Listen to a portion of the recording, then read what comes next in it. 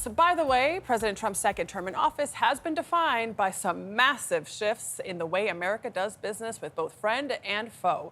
We saw that yesterday in the president's announcement that he is imposing a tariff of at least 10% on nearly every item imported into the U.S., with some countries facing much higher rates. So why is the president doing this? Well, there's a lot to unpack here. Take a listen to what he said during a speech yesterday. Jobs and factories will come roaring back into our country, and you see it happening already. We will supercharge our domestic industrial base. We will pry open foreign markets and break down foreign trade barriers. And ultimately, more production at home will mean stronger competition and lower prices for consumers.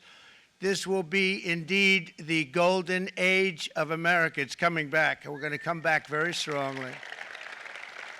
So you heard it right there. The president is promising that tariffs will bring factories and manufacturing back to America, which he says will increase domestic competition, protect American workers, and ultimately lead to lower prices.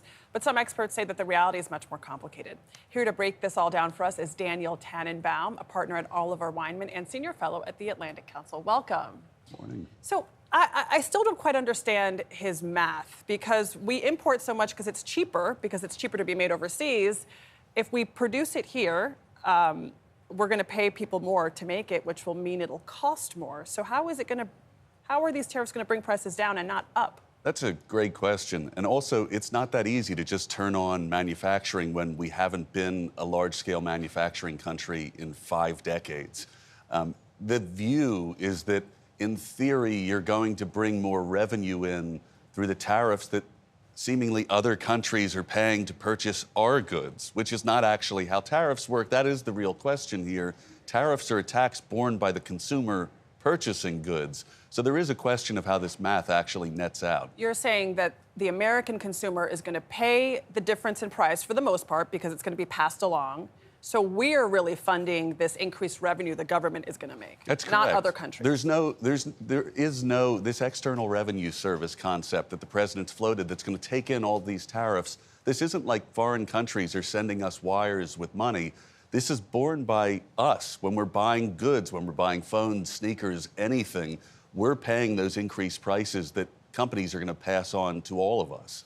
So you know how in Shawshank Redemption they crawl through 100 yards of sewage, but they get freedom on the other side? I mean, is the higher prices and the stock market trouble, is that the 100 yards of sewage? And if we go through it, is there economic freedom on the other side? I mean, again, this hasn't been attempted in about 100 years and in a very different world, to be clear.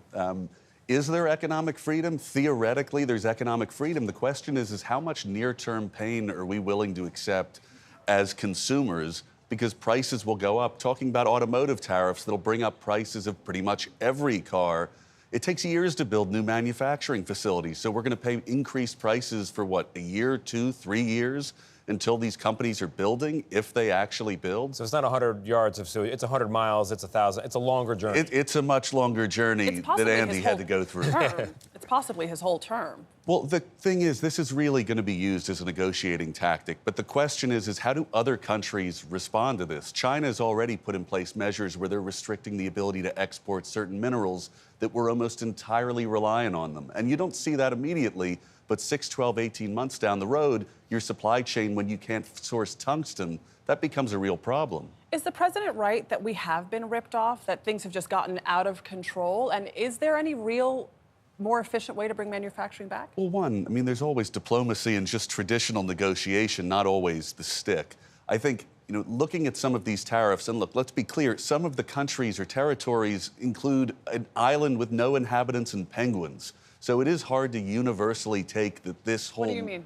There was an island, Heard and McDonald Islands, which are Australian territories, were subject to 10% tariffs. Penguins are the only things that live on that island.